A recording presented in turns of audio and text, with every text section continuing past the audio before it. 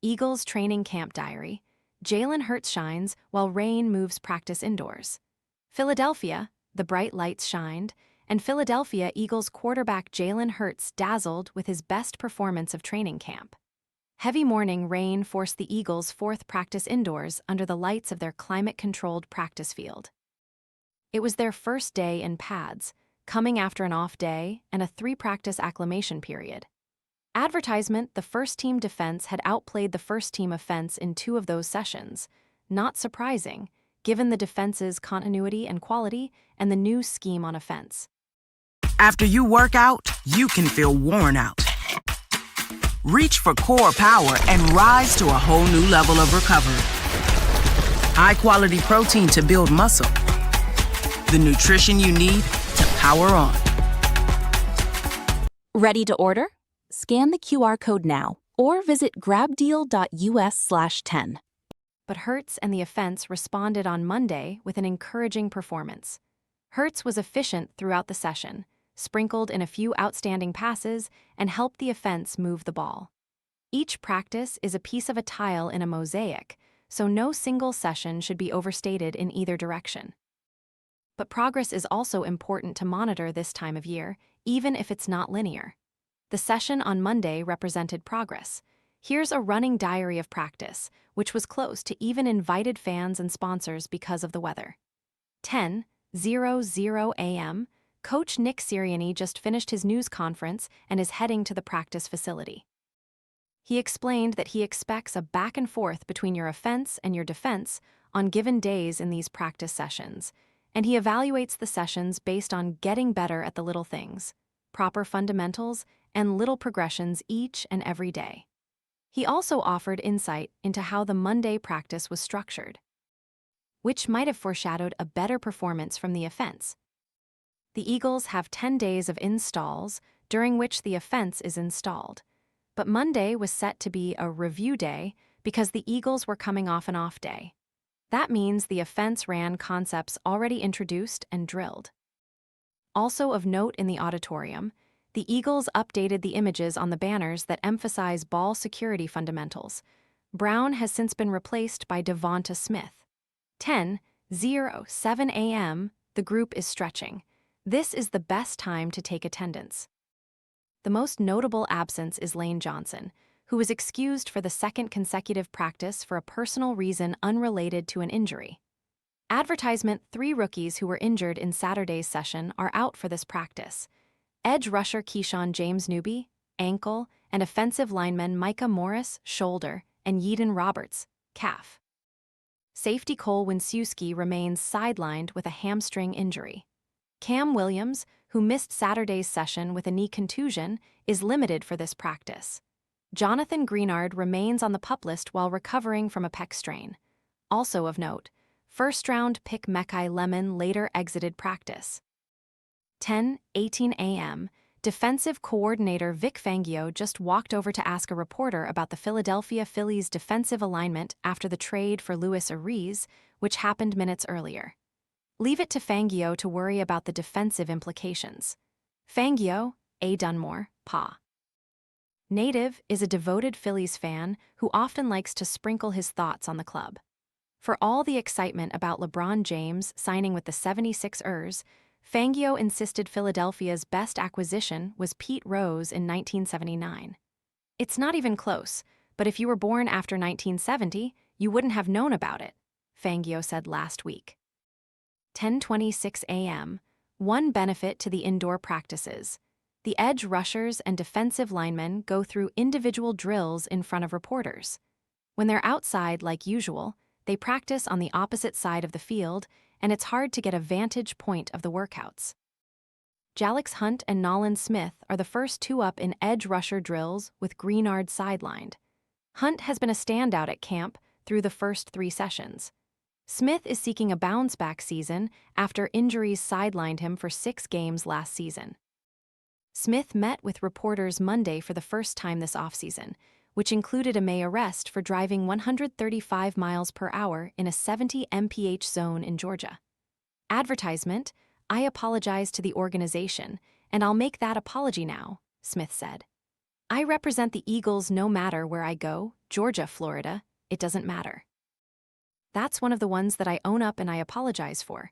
We make mistakes and it can't happen again, and that's unacceptable.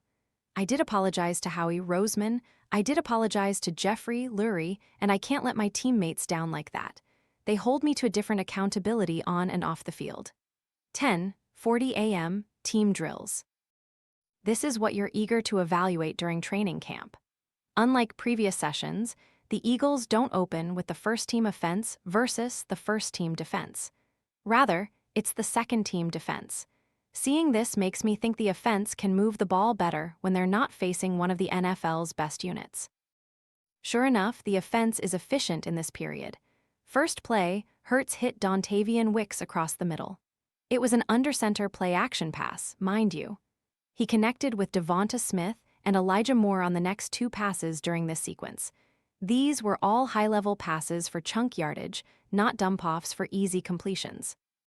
10:48 a.m., Andy Dalton is taking the first snaps with the first-team offense.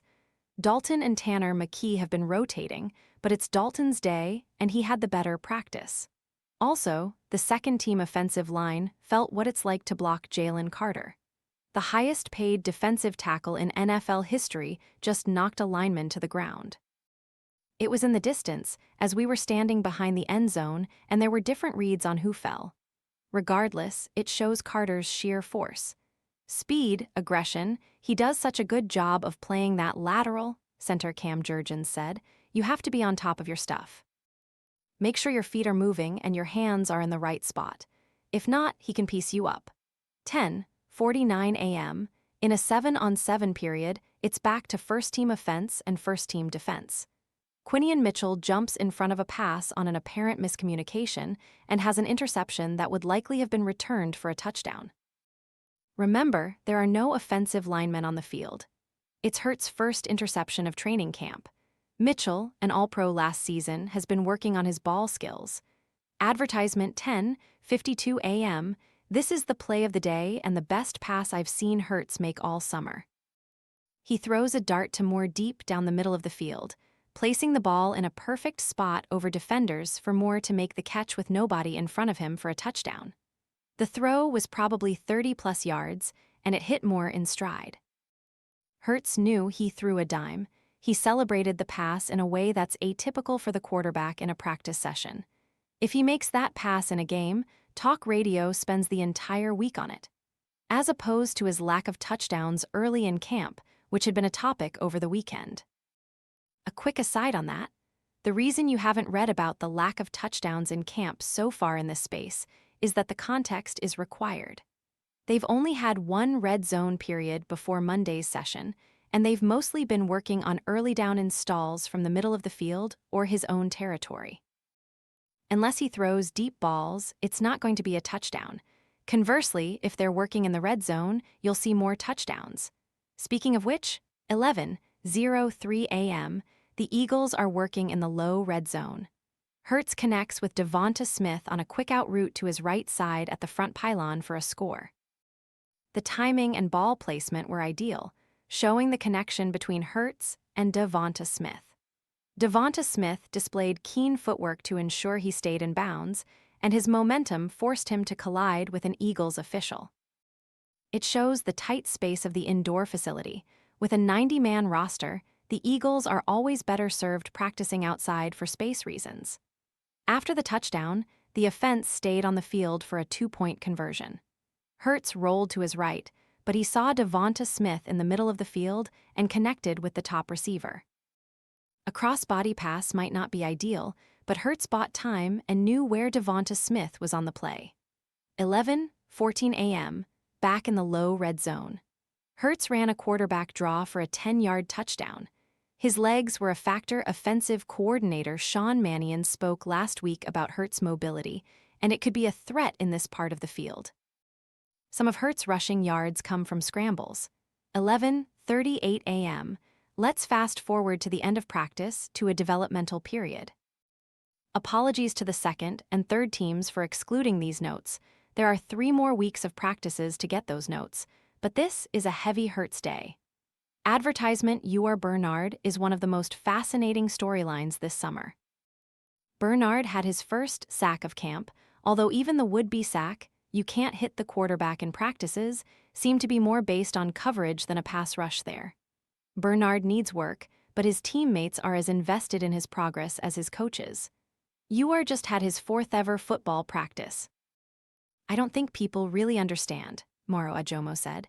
"Go back to when you were 6 years old, and let's go see your fourth ever football practice, right?" Quick nugget. Ajomo even told Bernard to watch films like Ready to Better Understand Football.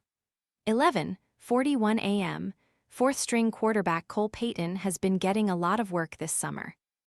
He's been up and down. There was a 3-interception day last week, but he also makes the type of passes that make it seem like he should be on an NFL roster. He had one of those to end this practice when he zipped a touchdown to Eric Ezukanma.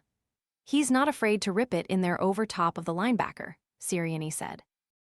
"He had those couple picks early on, and he'll learn from those, and he has learned from those, but I've liked what I've seen from him so far." The Eagles wrapped up practice shortly thereafter. They're back on the field, under the sun, presumably, at 10 a.m. on Tuesday.